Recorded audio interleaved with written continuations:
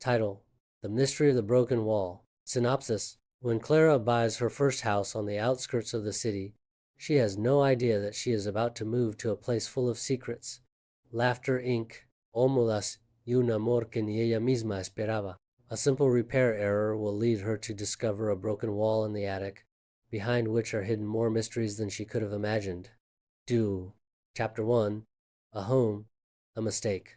Clara had always dreamed of having her own house.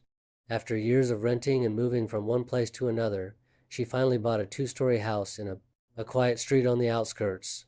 The house, although old, had something that attracted her, an air of mystery and antiquity that invited her to restore it.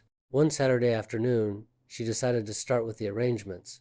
They had hired an expert called Benjamin to repair the walls and make some small improvements. Everything seemed to be going well until, when trying to repair a crack in the attic, he made a fatal mistake.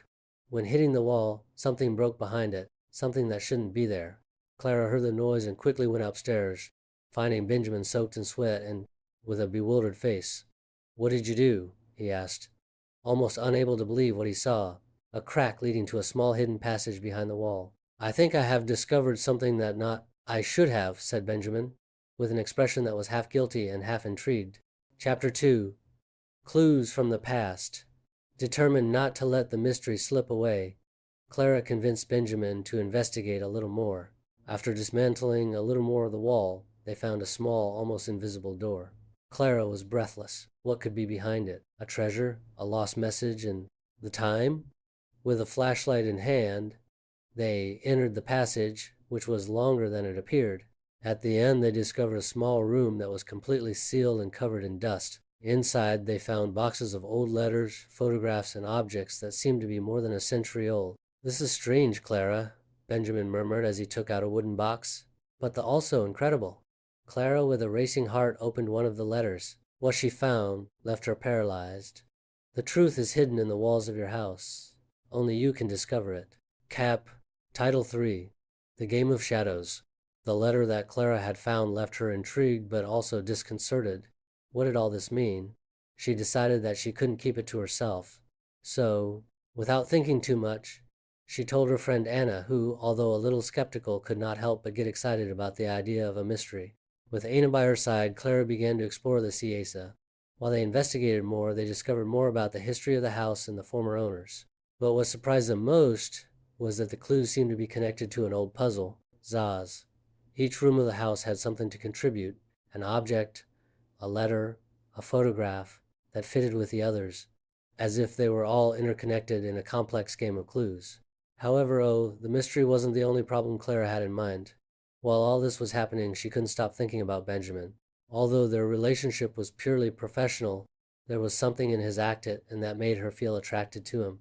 Something in his gaze when they met again at the house, something in his jokes and his way of making her laugh that made her feel less alone. Chapter 4.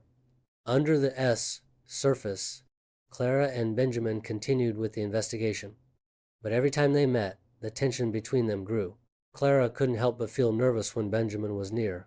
And Benjamin, although trying to maintain a professional attitude, seemed increasingly inclined to laugh at the most absurd situations, as if the mystery they were solving were nothing more than an excuse to be together. One day, while they were checking an old table in the kitchen, they found another letter that, this time, was signed by a certain Andres. The message was clear. "When everything is revealed, the answers will not be what you expect." "That doesn't sound good at all," said Clara, looking at Benjamin with a nervous smile. "This is getting weirder and weirder." Benjamin shrugged his shoulders. OS, with a joking expression. "Come on, Clara. Life is always strange, and it always gets interesting when you least expect it." And although Clara wasn't sure what that comment meant, his tone made her laugh. Chapter 5. The Revelation.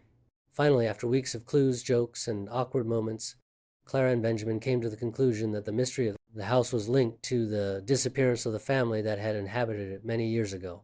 The objects found were pieces of a lost love story, unrevealed secrets, and a testament to that never saw the light. The truth was not a treasure, but a forgotten story that needed to be told. In an unexpected turn, Clara discovered that the true reward was not solving the Rio, without discovering what she felt for Benjamin. In the midst of laughter and tense moments, she realized that her connection with him was stronger than she thought. Regardless of the strangeness of the Sid equation, there was something authentic between them that could not be denied.